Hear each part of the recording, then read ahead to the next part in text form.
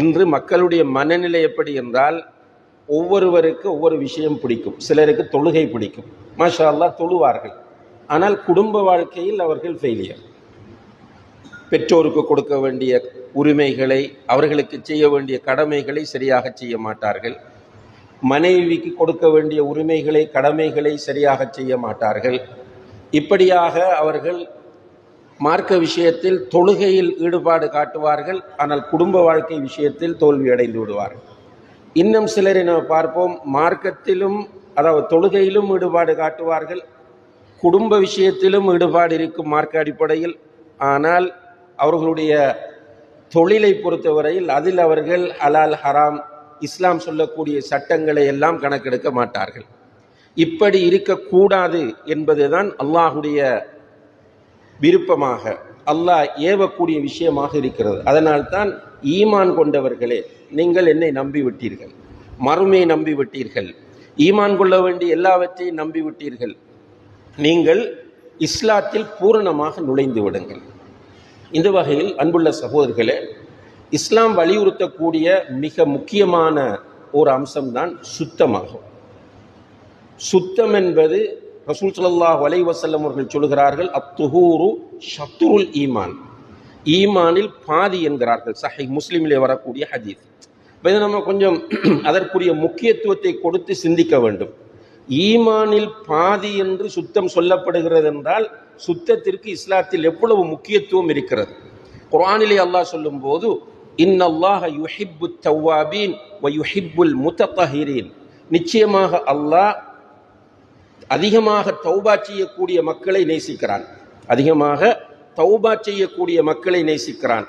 அதோடு சேர்த்து அல்லாஹ் சொல்லுகிறான், சுத்தமாக இருக்கிற மக்களையும் அல்லாஹ் நேசிக்கிறான்.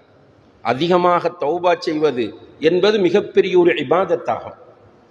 ஒரு மனிதனுடைய வெற்றி அதிலே தான் இருக்கிறது, தௌபாவிலே தான் ஒரு மனிதனுடைய வெற்றி இருக்கிறது. ஏனென்றால் பலவீனமான மனிதர்கள், நாம் பாவம் செய்வோம்.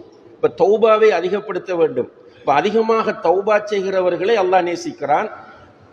அதோடு சேர்த்து சொல்லுகிறான், வயுஹிப்புல் முத்தஹிரீன், இன்னல்லாஹ யுஹிப்புத் தவ்வாபீன் வயுஹிப்புல் முத்தஹிரீன், சுத்தமாக இருக்கிறவர்களையும் அல்லாஹ் நேசிக்கிறான்.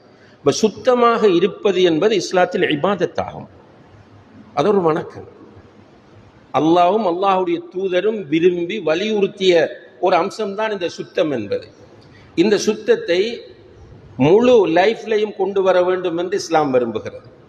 அதில் முதலாவதாக அகச்சுத்தம். அகச்சுத்தம் என்றால் நம்முடைய உள்ளத்தை சுத்தமாக வைத்திருக்க வேண்டும். நம்முடைய உள்ளத்தில் சுபஹாத் என்கிற ஈமான் கொள்ள வேண்டிய விஷயங்களில் ஏற்படக்கூடிய சந்தேகம் என்கிற நோய் இருக்கக்கூடாது. அதே போல உலக வாழ்க்கை விஷயத்திலும் நம்முடைய உள்ளத்தில் சந்தேகம் இருக்கக்கூடாது.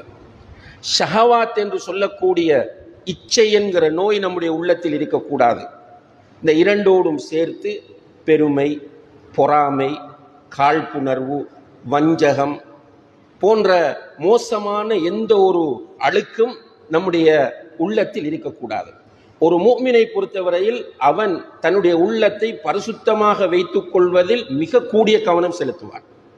நபிகள் நாயகம் ஸல்லல்லாஹு அலைஹி வஸல்லம் அவர்களை அனுப்பிய நோக்கத்தை பற்றி அல்லாஹ் சொல்லும் போது, ஹுவல்லதி பஅஸ ஃபில் உம்மீன ரசூலம் மின்ஹும் யத்லு அலைஹிம் ஆயாத்திஹி வ யுஸக்கீஹிம், நபி அனுப்பப்பட்ட நோக்கம் அல்லாஹ்விடமிருந்து வருகிற வேத வசனங்களை ஓதி காண்பிப்பார், அதோடு சேர்த்து அவர்களை தூய்மைப்படுத்துவார். இங்கே அவர்களை தூய்மைப்படுத்துவார் என்பதற்கு தஃப்ஸீராசிகள் சொல்லக்கூடிய விளக்கம் என்னவென்றால், அவர்களுடைய உள்ளங்களில் இருக்கக்கூடிய நோய்களை அடையாளப்படுத்தி அந்த நோய்களிலிருந்து அவர்களை சுத்தப்படுத்துவார். இப்போ ரசூல் ஸல்லல்லாஹு அலைஹி வஸல்லம் அவர்கள் இந்த பணியோடு அனுப்பப்பட்டார்கள் என்றால் சுத்தமான இதயத்தோடு தான் அவர்கள் இருந்தார்கள். எந்த ஒரு விஷயத்தை அல்லாஹுடைய தூதர் ஸல்லல்லாஹு அலைஹி வஸல்லம் அவர்கள் போதிக்க வந்தாலும் அதில் அவர்கள் முன்மாதிரியாக இருந்தார்கள். அந்த வகையில் இந்த அவர்களுடைய உம்மத்திலே மிக பரிசுத்தமான இதயத்தோடு இருந்தவர்கள் அவர்கள்தான். ஆனால் அவர்களுடைய அதிகமான துஆ என்ன தெரியுமா? அல்லாஹும்ம ஆத்தி நஃப்ஸி தக்வாஹா வ ஸக்கிஹா, யா அல்லாஹ் என்னுடைய உள்ளத்திற்கு தக்வா வைத்தா, என்னுடைய உள்ளத்தை பரிசுத்தப்படுத்து, தூய்மையாக்கு, அழுக்கு உள்ளத்தில் ஏற்படக்கூடிய அழுக்குகள் கரைகளிலிருந்து என்னுடைய உள்ளத்தை சுத்தப்படுத்து. அப்போ ஒரு முஃமினுடைய டார்கெட் அவன் தொழக்கூடிய தொழுகை, நோக்கக்கூடிய நோன்பு, அதே போல ஜக்காத், சதகா, குர்ஆன் ஓதுதல், தஅவா செய்தல் என்று எந்த இபாதத்தை அவன் செய்ய வந்தாலும் அவனுடைய ஆசையும் அவனுடைய நோக்கமும் என்னுடைய உள்ளத்தில் இருக்கிற கரைகள் போக வேண்டும். அப்ப நமக்கு தெரியும் நம்முடைய உள்ளத்தில் பெருமை இருக்கிறதா இல்லையா என்று நமக்கு தெரியும். பெருமைண்டா என்ன? பத்ருல் ஹக்கி வகம்துன் நாஸ். உண்மைகள் சத்தியம் சொல்லப்படும் போது அதை ஏற்றுக்கொள்ள மறுப்பது பெருமையாகும். அடுத்தவர்களை செகண்டா கருதுறது. நம்மை எப்போதுமே முதல் நிலை வைத்து அமல் என்றெடுத்தாலும் நம்ம பெரியாள், பணம் என்றெடுத்தாலும் நம்ம பெரியாள், கல்வி என்றெடுத்தாலும் நாம் தான் பெரியவன். இப்படியாக நம்மை பெரியவனாக நினைத்து மற்றவனை எப்போதுமே செகண்டாக நினைப்பது. இந்த வகையில் பார்த்தால் இன்று கிட்டத்தட்ட எல்லோரிடமும் பெருமை இருக்கிறது. நம்ம எந்த ஒரு விஷயத்தை எடுங்க, குழந்தை வளர்ப்பு என்றெடுத்த நான் குழந்தை வளர்ப்பில் சமூகத்தை பாருங்க, குழந்தை வளர்க்க தெரியாமல் இருக்கிறாங்க, குழந்தை வளர்ப்பு விஷயத்தில் எல்லாரும் ஃபெயில், அவனை பாருங்க இவனை பாருங்கன்னு நான் பட்டியலிடுறது. அதனுடைய மீனிங் என்ன? நான் சக்சஸ்ஃபுல்லாக குழந்தை வளர்க்குறேன்.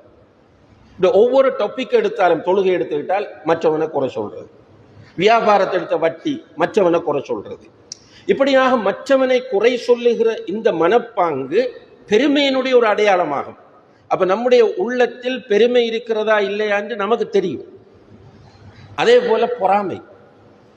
பொறாமைன்னா ஒருவன் நல்லா இருப்பது, பொருளாதார ரீதியாக, கல்வி ரீதியாக, ஆரோக்கிய ரீதியாக, குடும்ப ரீதியாக ஒருவன் நல்லா இருக்கிறான், மாஷா அல்லாஹ், 4 பேர் அவனை பாராட்டுறாங்க, புகழ்றாங்க.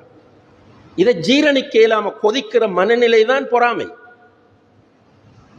நம்ம ஒரு சபையில் உட்கார்ந்து இருக்கும் போது ஒருவரை சொல்றாங்க, மாஷா அல்லாஹ் அவர் நல்லவர், அவர் நல்ல சதக்கா செய்வார், மாஷா அல்லாஹ் அவர் குடும்பத்தை நல்லா கவனிப்பார் என்று சொல்லும் போது மாஷா அல்லாஹ் தபாரக்கல்லா என்று சொல்ல இயலாம, அவன் பச்சை கள்ளன், அவன் அந்த கலவன் தெரிய நமக்கு உண்மையிலே தெரிந்திருந்தா பரவாயில்லை.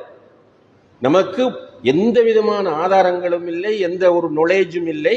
ஆனா நம்ம உடனே அந்த இடத்துல பாஞ்சி சொல்லுவோம், அவன் கள்ளன், அவன் அப்படிப்பட்டவன், இவன் எப்படிப்பட்டவன். நம்ம காதுல கேட்கிறோமா இல்லையா? அன்றைக்கு இது பொறாமையின் வெளிப்பாடு. ஒரு சகோதரன், நம்முடைய ஒரு சகோதரன் எந்த ஒரு விஷயத்திலும் நன்றாக இருப்பதை பார்த்து மாஷா அல்லாஹ் தபாரக்கல்லாஹ், அல்லாஹ் இன்னவருக்கு கொடுக்கணும் என்று யார் நினைக்கிறான் அவனுடைய உள்ளம் சுத்தமாக இருக்கிறது. நன்றாக குறித்து வைத்துக் கொள்ளுங்கள். எவருடைய அதை ஸ்கூல்ல படிக்கிற பிள்ளைகளாக இருக்கலாம், மற்ற பிள்ளைகள் நல்ல முறையில் படிப்பதை உங்களால் ஜீரணிக்க முடியவில்லை என்றால் உங்களிடம் பொறாமை இருக்கிறது.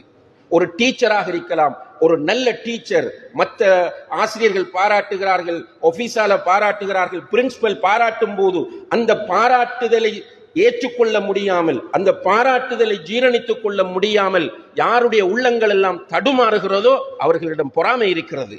பக்கத்து வீட்டில் ஒரு வீடு கட்டுகிறான், மாஷா அல்லாஹ் ஒரு பெரிய வீட்டை கட்டுகிறான், அது அவனுடைய பொருளாதாரம் அவனுக்கு அவனுடைய ரப்புக்கும் சம்பந்தப்பட்டது. அதை ஜீரணிக்க இல்லாம இவ்வளவு பல்பு போடணுமா, இப்படி கேட் வைக்கணுமா, இப்படி கதவு போடணுமா, லா ஹவுல வலா குவத்த இல்லா பில்லா, உங்களுக்கு என்ன பிரச்சனை? ஆனால் இப்படி வருகிறது என்று சொன்னால் ஆட்டோமேட்டிக்காக அவருடைய உள்ளத்தில் பொறாமை இருக்கிறது. இப்படியாக நம்முடைய உள்ளங்களில் உள்ள நோய்களை எல்லாம் நாம் அகற்றி நம்முடைய உள்ளத்தை சுத்தமாக வைத்திருப்பது என்பது சுத்தம் என்பதில் இஸ்லாம் வலியுறுத்துகிற முதல் நிலையாகும்.